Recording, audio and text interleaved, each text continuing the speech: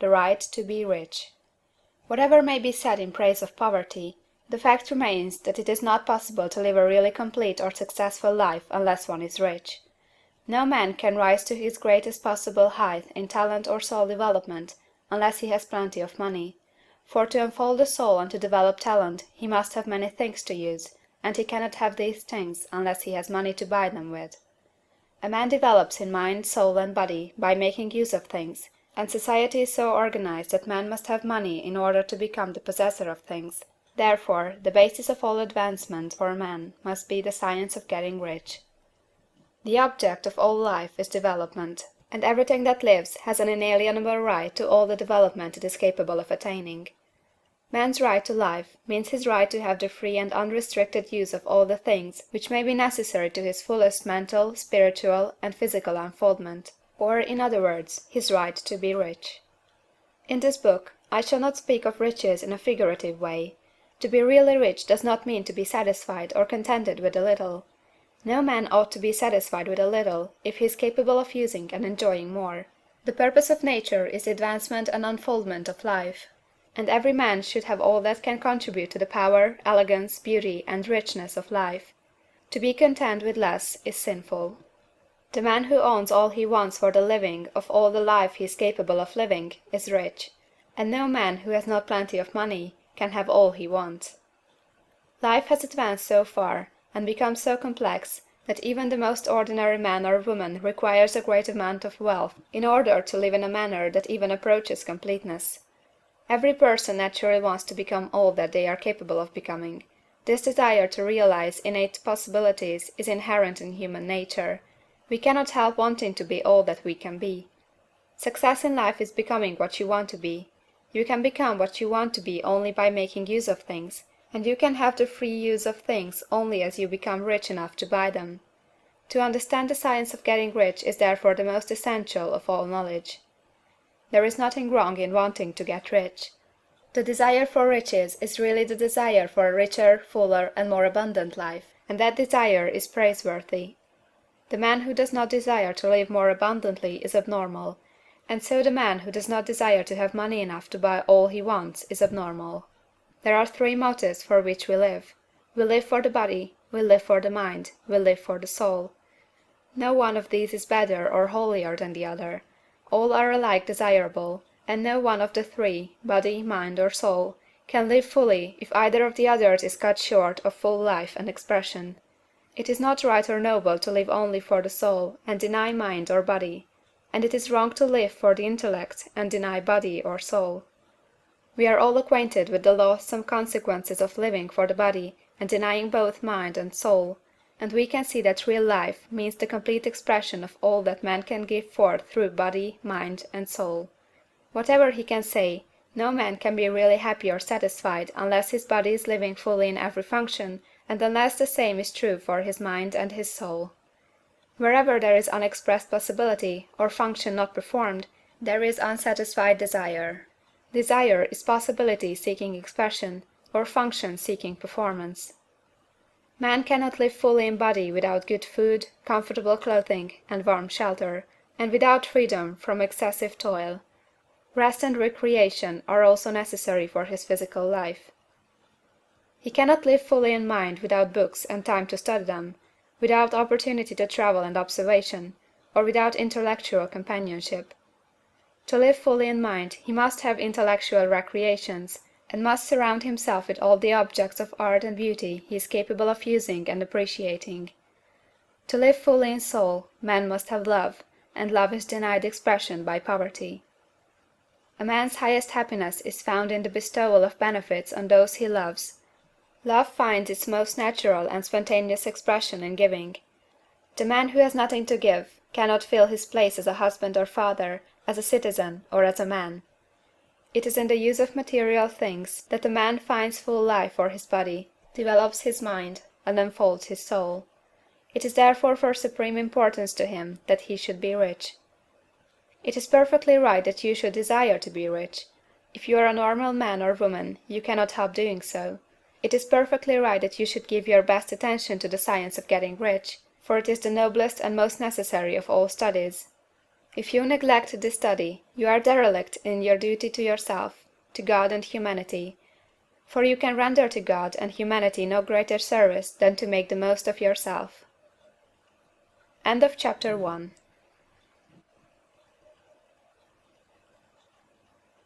There is a science of getting rich. There is a science of getting rich, and it is an exact science, like algebra or arithmetic. There are certain laws which govern the process of acquiring riches. Once these laws are learned and obeyed by any man, he will get rich with mathematical certainty. The ownership of money and property comes as a result of doing things in a certain way. Those who do things in this certain way, whether on purpose or accidentally, get rich, while those who do not do things in this certain way, no matter how hard they work, or how able they are, remain poor. It is a natural law that like causes always produce like effects, and therefore any man or woman who learns to do things in this certain way will infallibly get rich. That the above statement is true is shown by the following facts. Getting rich is not a matter of environment, for, if it were, all the people in certain neighborhoods would become wealthy, the people of one city would be all rich, while those of other towns would all be poor, or the inhabitants of one state would roll in wealth, while those of an adjoining state would be in poverty. But everywhere we see rich and poor living side by side, in the same environment, and often engaged in the same vocations. When two men are in the same locality and in the same business, and one gets rich while the other remains poor, it shows that getting rich is not primarily a matter of environment. Some environments may be more favorable than others, but when two men in the same business are in the same neighborhood, and one gets rich while the other fails, it indicates that getting rich is a result of doing things in a certain way. And further, the ability to do things in this certain way is not due solely to the possession of talent, for many people who have great talent remain poor, while others who have very little talent get rich. Studying the people who have got rich, we find that they are an average lot in all respects, having no greater talents or abilities than other men. It is evident that they do not get rich because they possess talents or abilities that other men have not, but because they happen to do things in a certain way. Getting rich is not the result of saving or thrift. Many very penurious people are poor, while free spenders often get rich. Nor is getting rich due to doing things which others fail to do, for two men in the same business often do almost exactly the same things, and one gets rich while the other remains poor or becomes bankrupt. From all these things, we must come to the conclusion that getting rich is the result of doing things in a certain way.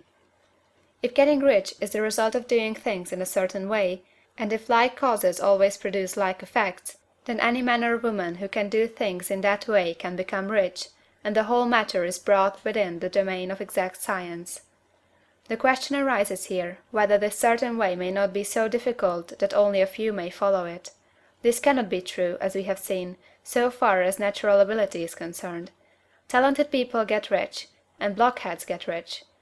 Intellectually brilliant people get rich, and very stupid people get rich. Physically strong people get rich, and weak and sickly people get rich. Some degree of ability to think and understand is, of course, essential. But in so far natural ability is concerned, any man or woman who has sense enough to read and understand these words can certainly get rich. Also, we have seen that it is not a matter of environment.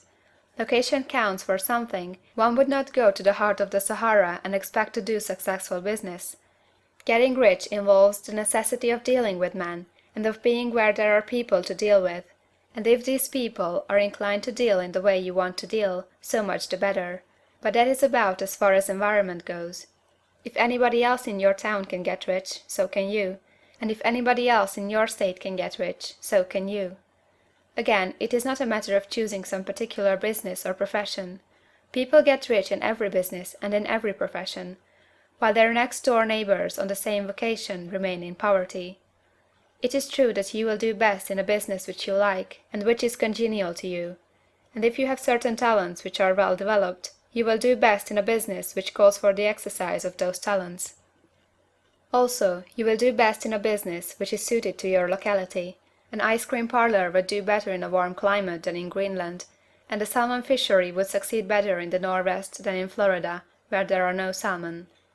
But, aside from these general limitations, getting rich is not dependent upon your engaging in some particular business, but upon your learning to do things in a certain way. If you are now in business and everybody else in your locality is getting rich in the same business while you are not getting rich, it is because you are not doing things in the same way that the other person is doing them. No one is prevented from getting rich by lack of capital. True, as you get capital, the increase becomes more easy and rapid, but one who has capital is already rich, and does not need to consider how to become so. No matter how poor you may be, if you begin to do things in a certain way, you will begin to get rich, and you will begin to have capital. The getting of capital is a part of the process of getting rich, and it is a part of the result which invariably follows the doing of things in a certain way. You may be the poorest man on the continent, and be deeply in debt. You may have neither friends, influence, nor resources, but if you begin to do things in this way, you must infallibly begin to get rich, for like causes must produce like effects. If you have no capital, you can get capital. If you are in the wrong business, you can get into the right business. If you are in the wrong location, you can go to the right location, and you can do so by beginning in your present business and in your present location to do things in the certain way which causes success. End of chapter 2.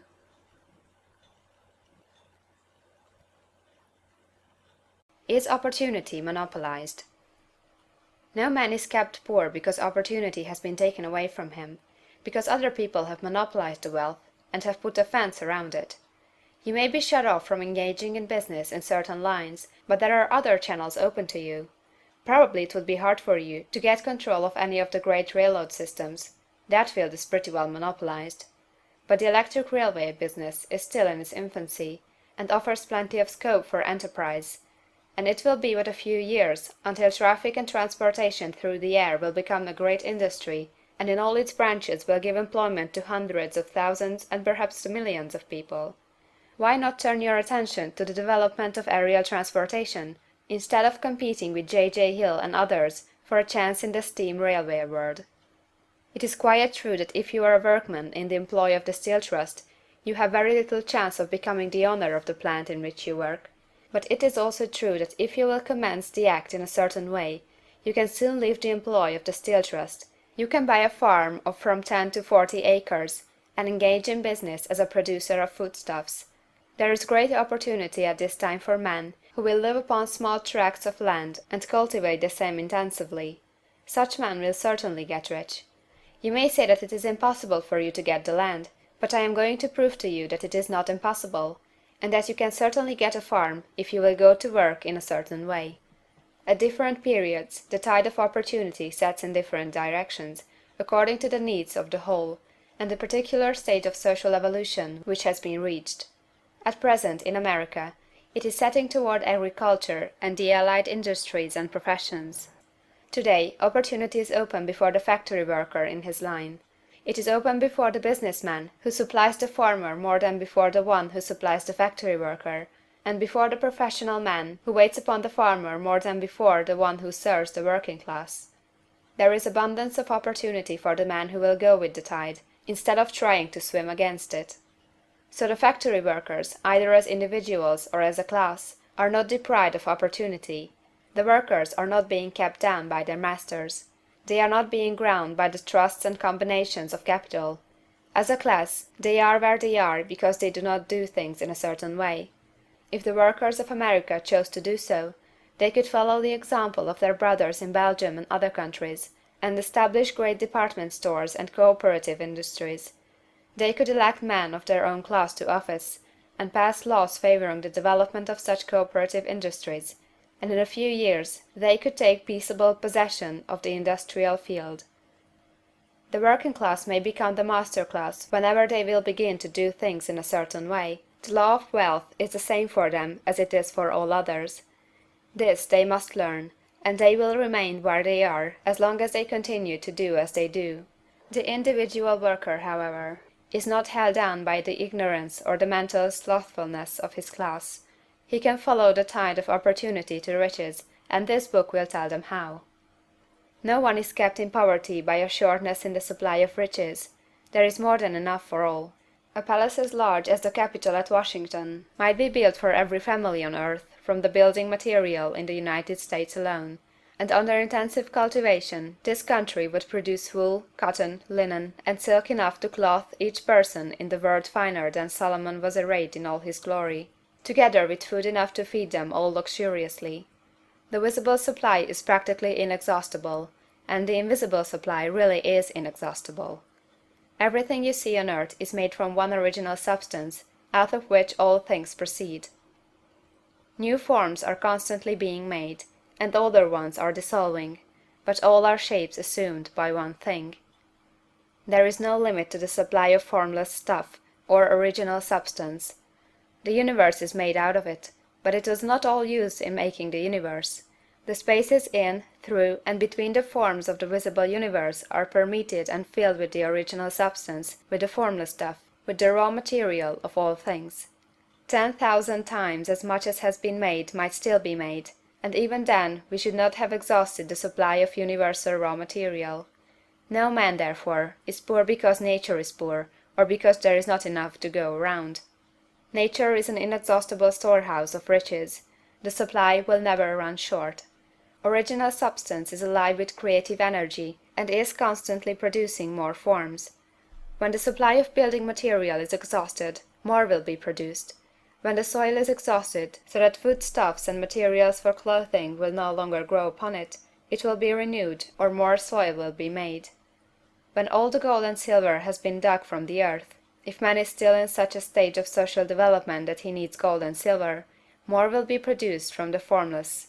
The formless stuff responds to the needs of man, it will not let him be without any good thing. This is true of man collectively.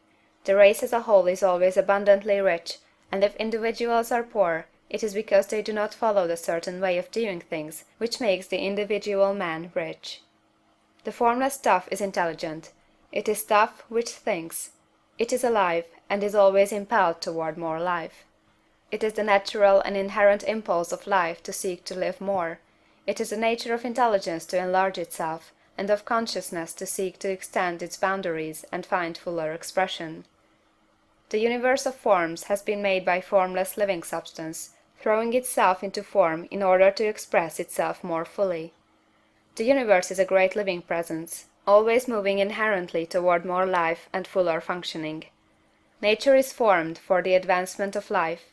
Its impelling motive is the increase of life. For this cause, everything which can possibly minister to life is bountifully provided. There can be no lack unless God is to contradict himself and nullify his own works. You are not kept poor by lack in the supply of riches. It is a fact that I shall demonstrate a little farther on, that even the resources of the formless supply are at the command of the man or woman who will act and think in a certain way. End of chapter 3.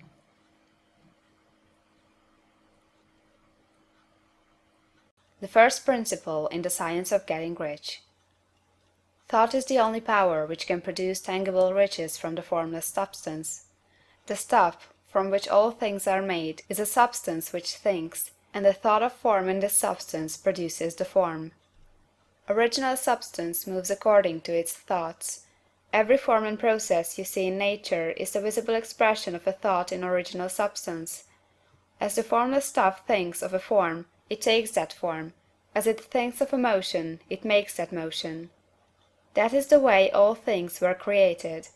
We live in a thought world, which is part of a thought universe. The thought of a moving universe extended throughout formless substance, and the thinking stuff moving according to that thought, took the form of systems of planets, and maintains that form. Thinking substance takes the form of its thought, and moves according to the thought. Holding the idea of a circling system of suns and worlds, it takes the form of these bodies, and moves them as it thinks. Thinking the form of a slow-growing oak tree, it moves accordingly, and produces the tree, though centuries may be required to do the work. In creating, the formless seems to move according to the lines of motion it has established. The thought of an oak tree does not cause the instant formation of a full-grown tree, but it does start in motion the forces which will produce the tree along established lines of growth. Every thought of form, held in thinking substance, causes the creation of the form, but always, or at least generally, along lines of growth and action already established. The thought of a house of a certain construction, if it were impressed upon formless substance, might not cause the instant formation of the house, but it would cause the turning of creative energies already working in trade and commerce into such channels as to result in the speedy building of the house.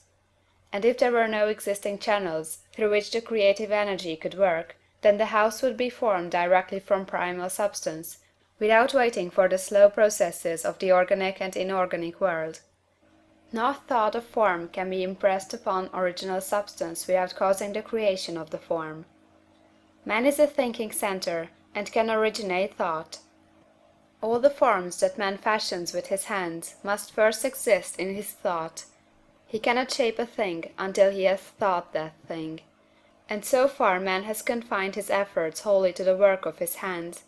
He has applied manual labour to the world of forms, seeking to change or modify those already existing. He has never thought of trying to cause the creation of new forms by impressing his thoughts upon formless substance.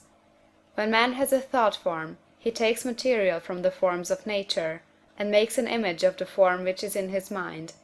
He has so far made little or no effort to co-operate with formless intelligence, to work with the Father. He has not dreamed that he can do what he seeth the Father doing. Man reshapes and modifies existing forms by manual labor. He has given no attention to the question whether he may not produce things from formless substance by communicating his thoughts to it. We propose to prove that he may do so, to prove that any man or woman may do so, and to show how. As our first step, we must lay down three fundamental propositions. First, we assert that there is one original formless stuff, or substance, from which all things are made. All the seemingly many elements are but different presentations of one element. All the many forms found in organic and inorganic nature are but different shapes, made from the same stuff. And this stuff is thinking stuff. A thought held in it produces the form of the thought. Thought, in thinking substance, produces shapes. Man is a thinking centre, capable of original thought. If man can communicate his thought to original thinking substance, he can cause the creation or formation of the thing he thinks about. To summarize this, there is a thinking stuff from which all things are made, and which, in its original state, permeates, penetrates, and fills the interspaces of the universe. A thought, in this substance, produces the thing that is imaged by the thought. Man can form things in his thought, and, by impressing his thought upon formless substance, can cause the thing he thinks about to be created. It may be asked if I can prove these statements, and without going into details, I answer that I can do so, both by logic and experience.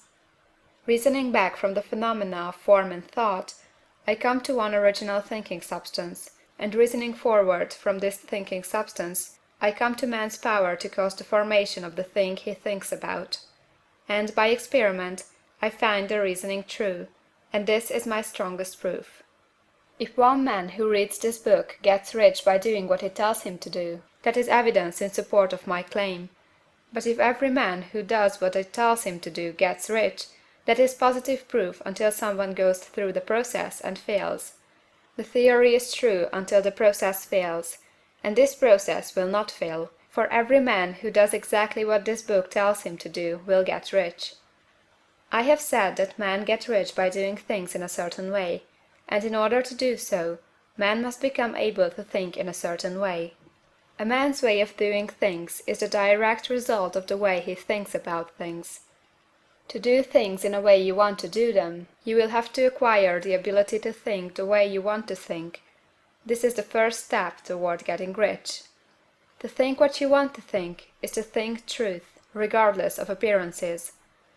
Every man has the natural and inherent power to think what he wants to think, but it requires far more effort to do so than it does to think the thoughts which are suggested by appearances. To think according to appearance is easy. To think truth, regardless of appearances, is laborious, and requires the expenditure of more power than any other work man is called upon to perform. There is no labor from which most people shrink as they do from that of sustained and consecutive thought. It is the hardest work in the world.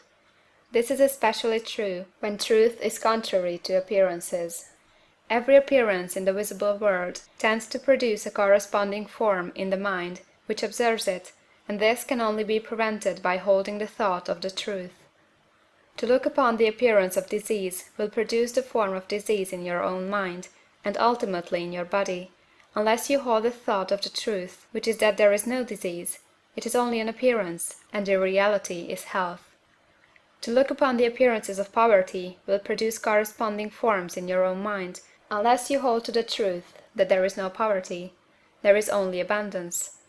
To think health when surrounded by the appearances of disease, or to think riches when in the midst of appearances of poverty, requires power. But he who acquires this power becomes a master mind. He can conquer fate, he can have what he wants.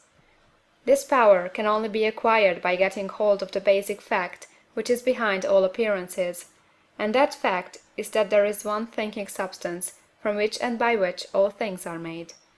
Then we must grasp the truth that every thought held in this substance becomes a form, and that man can so impress his thoughts upon it as to cause them to take form and become visible things. When we realize this, we lose all doubt and fear, for we know that we can create we want to create, we can get what we want to have, and can become what we want to be. As a first step toward getting rich, you must believe the three fundamental statements given previously in this chapter, and in order to emphasize them, I repeat them here. There is a thinking stuff from which all things are made, and which, in its original state, permeates, penetrates, and fills the interspaces of the universe.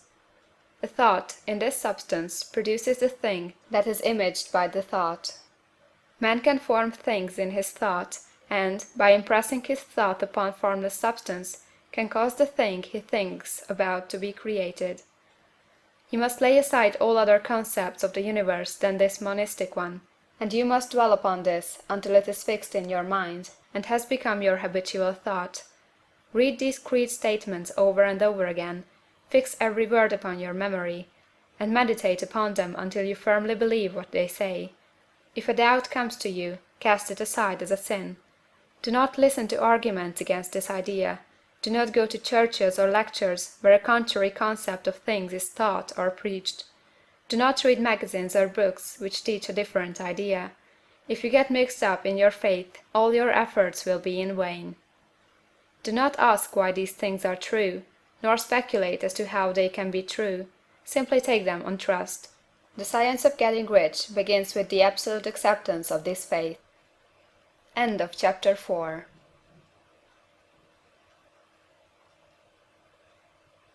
Increasing life. You must get rid of the last vestige of the old idea that there is a deity whose will it is that you should be poor, or whose purposes may be served by keeping you in poverty. The intelligent substance which is all, and in all, and which lives in all, and lives in you, is a consciously living substance. Being a consciously living substance, it must have the nature and inherent desire of every living intelligence for increase of life. Every living thing must continually seek for the enlargement of its life, because life, in the mere act of living, must increase itself. A seed, dropped into the ground, springs into activity, and in the act of living produces 100 more seeds. Life, by living, multiplies itself. It is forever becoming more. It must do so if it continues to be at all. Intelligence is under the same necessity for continuous increase. Every thought we think makes it necessary for us to think another thought. Consciousness is continually expanding. Every fact we learn leads us to the learning of another fact. Knowledge is continually increasing.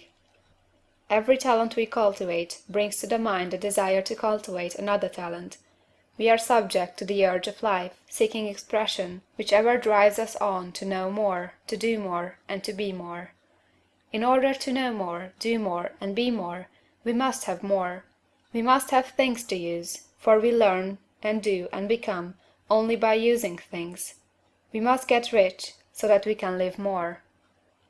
The desire for riches is simply the capacity for larger life seeking fulfillment. Every desire is the effort of an unexpressed possibility to come into action. It is power seeking to manifest which causes desire. That which makes you want more money is the same as that which makes the plant grow. It is life, seeking fuller expression. The one living substance must be subject to this inherent law of all life. It is permeated with the desire to live more. That is why it is under the necessity of creating things. The one substance desires to live more in you, hence it wants you to have all the things you can use. It is the desire of God that you should get rich. He wants you to get rich, because he can express himself better through you if you have plenty of things to use in giving him expression. He can live more in you if you have unlimited command of the means of life. The universe desires you to have everything you want to have. Nature is friendly to your plans. Everything is naturally for you. Make up your mind that this is true. It is essential, however, that your purpose should harmonize with the purpose that is in all. You must want real life, not mere pleasure of sensual gratification. Life is the performance of function, and the individual really lives only when he performs every function, physical, mental, and spiritual, of which he is capable, without excess in any. You do not want to get rich in order to live swinishly, for the gratification of animal desires. That is not life. But the performance of every physical function is a part of life, and no one lives completely who denies the impulses of the body a normal and healthful expression.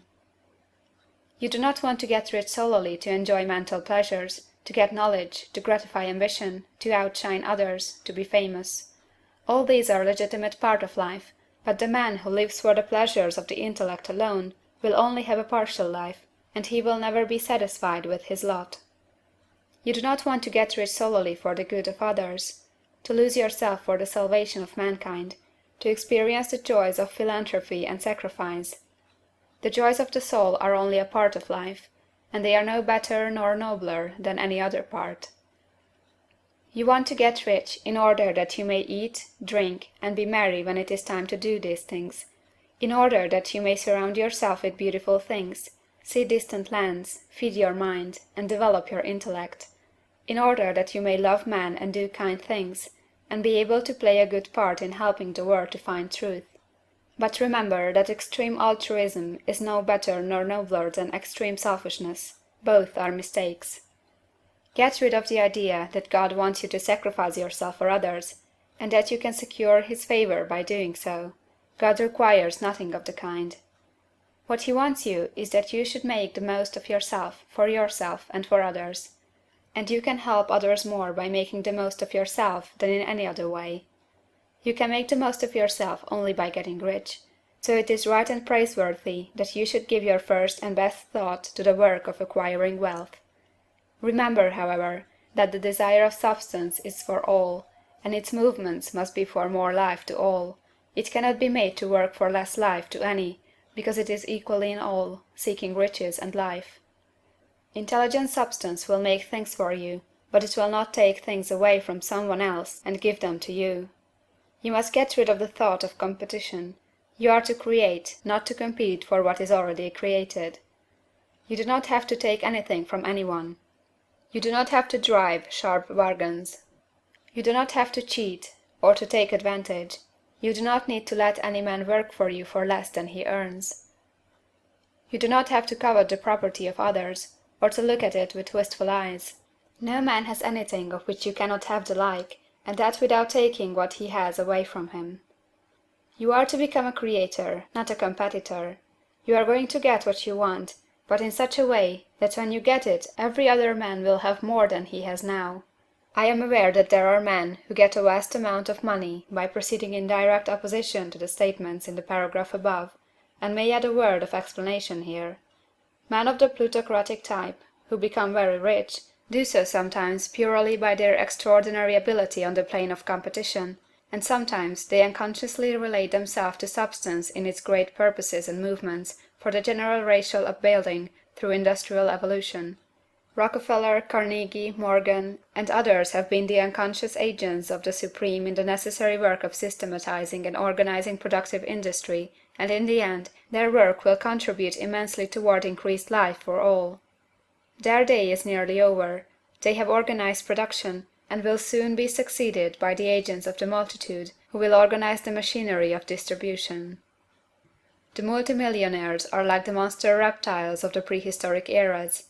They play a necessary part in the evolutionary process, but the same power which produced them will dispose of them. and it is well to bear in mind that they have never been really rich. A record of the private lives of most of this class will show that they have really been the most abject and wretched of the poor. Riches secured on the competitive plane are never satisfactory and permanent. They are yours today and another's tomorrow. Remember, if you are to become rich in a scientific and certain way, you must rise entirely out of the competitive thought. You must never think for a moment that the supply is limited. Just as soon as you begin to think that all the money is being cornered and controlled by bankers and others, and that you must exert yourself to get laws passed to stop this process and so on, in that moment you drop into the competitive mind, and your power to cause creation is gone for the time being, and what is worse, you will probably arrest the creative movements you have already instituted.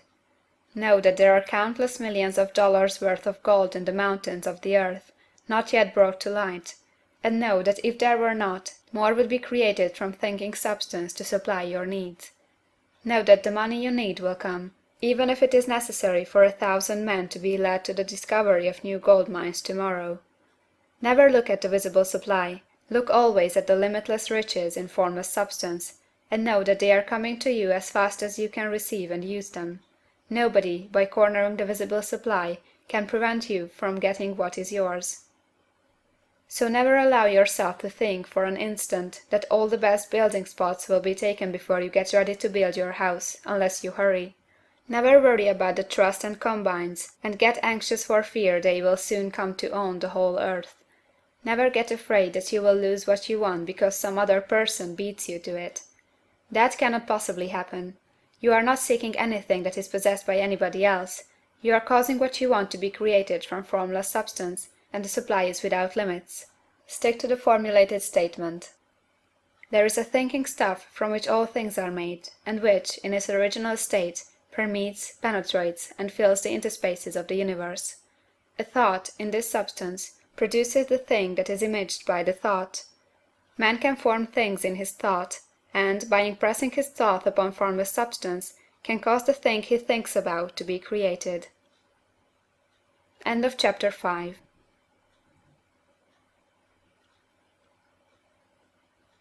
How riches come to you. When I say that you do not have to drive sharp bargains, I do not mean that you do not have to drive any bargains at all, or that you are above the necessity for having any dealings with your fellow men. I mean that you will not need to deal with them unfairly. You do not have to get something for nothing, but can give to every man more than you take from him. You cannot give every man more in cash market value than you take from him, but you can give him more in use value than the cash value of the thing you take from him. The paper, ink, and other material in this book may not be worth the money you pay for it, but if the ideas suggested in it bring you thousands of dollars, you have not been wronged by those who sold it to you. They have given you a great use value for a small cash value. Let us suppose that I own a picture by one of the greatest artists, which, in any civilized community, is worth thousands of dollars. I take it to Baffin Bay, and by salesmanship induce an Eskimo to give a bundle of furs worth 500 for it. I have really wronged him, for he has no use for the picture. It has no use value to him. It will not add to his life. But suppose I give him a gun, worth $50 for his furs. Then he has made a good bargain. He has use for the gun. It will get him many more furs and much food. It will add to his life in every day. It will make him rich. When you rise from the competitive to the creative plane, you can scan your business transactions very strictly, and if you are selling any man anything which does not add more to his life than the thing he gives you in exchange, you can afford to stop it. You do not have to beat anybody in business, and if you are in a business which does beat people, get out of it at once. Give every man more in use value than you take from him in cash value. Then you are adding to the life of the world by every business transaction. If you have people working for you, you must take from them more cash value than you pay them in wages. But you can so organize your business that it will be filled with the principle of advancement, and so that each employee who wishes to do so may advance a little every day. You can make your business do for your employees what this book is doing for you. You can so conduct your business that it will be a sort of ladder, by which every employee who will take the trouble may climb to riches himself, And given the opportunity, if he will not do so, it is not your fault. And finally, because you are to cause the creation of your riches from formless substance which permeates all your environment, it does not follow that they are to take shape from the atmosphere and come into being before your eyes. If you want a sewing machine, for instance, I do not mean to tell you that you are to impress the thought of a sewing machine on thinking substance until the machine is formed without hands, in the room where you sit or elsewhere. But if you want a sewing machine, hold the mental image of it with the most positive certainty that it is being made, or is on its way to you. After once forming the thought, have the most absolute and unquestioning faith that a sewing machine is coming. Never think of it or speak of it in any other way than as being sure to arrive. Claim it as already yours. It will be brought to you by the power of the Supreme Intelligence acting upon the minds of men. If you live in Maine, it may be that a man will be brought from Texas or Japan to engage in some transaction which will result in your getting what you want. If so, the whole matter will be as much to that man's advantage as it is to yours. Do not forget for a moment that the thinking substance is through all, in all, communicating with all, and can influence all. The desire of thinking substance for fuller life and better living has caused the creation of all the sewing machines already made, and it can cause the creation of millions more, and will, whenever men set it in motion by desire and faith, and by acting in a certain way. You can certainly have a sewing machine in your house, and it is just as certain that you can have any other thing or things which you want, and which you will use for the advancement of your own life and the lives of others. You need not hesitate about asking largely. It is your Father's pleasure to give you the kingdom, said Jesus. Original substance wants to live all that is possible in you, and wants you to have all that you can or will use for the living of the most abundant life. If you fix upon your consciousness the fact that the desire you feel for the possession of riches is one with the desire of omnipotence for more complete expression, your faith becomes invincible. Once I saw a little boy sitting at a piano and vainly trying to bring harmony out of the keys, and I saw that he was grieved and provoked by his inability to play real music. I asked him the cause of this vexation, and he answered, "I can feel the music in me, but I can't make my hands go right." The music in him was the urge of original substance, containing all the possibilities of all life. All that there is of music was seeking expression through the child. God, the one substance, is trying to live and do and enjoy things through humanity. He is saying, I want hands to build wonderful structures, to play divine harmonies, to paint glorious pictures. I want feet to run my errands, eyes to see my beauties, tongues to tell mighty truths, and to sing marvelous songs, and so on. All that there is of possibility is seeking expression through man. God wants those who can play music to have pianos and every other instrument, and to have the means to cultivate their talents to the fullest extent. He wants those who can appreciate beauty to be able to surround themselves with beautiful things. He wants those who can discern the truth to have every opportunity to travel and observe. He wants those who can appreciate dress to be beautifully clothed, and those who can appreciate good food to be luxuriously fed. He wants all these things, because it is himself that enjoys and appreciates them. It is God who wants to play, and sing, and enjoy beauty, and proclaim truth, and wear fine clothes, and eat good foods. It is God that worketh in you to will and to do, said Paul. The desire you feel for riches is the infinite seeking to express himself in you, as he sought to find expression in the little boy at the piano. So you need not hesitate to ask largely. Your part is to focalize and express the desire to God. This is a difficult point with most people. They retain something of the old idea that poverty and self-sacrifice are pleasing to God. They look upon poverty as a part of the plan, a necessity of nature. They have the idea that God has finished his work, and made all that he can make, and that the majority of men must stay poor, because there is not enough to go around. They hold so much to this erroneous thought that they feel ashamed to ask for wealth. They try not to want more than a very modest competence, just enough to make them fairly comfortable.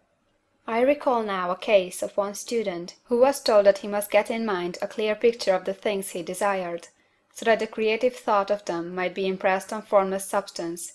He was a very poor man, living in a rented house, and having only what he earned from day to day, and he could not grasp the fact that all wealth was his. So, after thinking the matter over, he decided that he might reasonably ask for a new rug on the floor of his best room and an anthracite coal stove to heat the house during the cold winter. Following the instructions given in this book, he obtained these things in a few months, and then it dawned upon him that he had not asked enough. He went through the house in which he lived, and planned all the improvements he would like to make in it. He mentally added a bay window here, a room there, until it was complete in his mind as his ideal home, and then he planned its furnishings. Holding the whole picture in his mind, he began living in the certain way, and moving toward what he wanted, and he owns the house now, and is rebuilding it after the form of his mental image, and now, with still larger faith, he is going on to get greater things. It has been unto him according to his faith, and it is so with you and with all of us. End of chapter 6.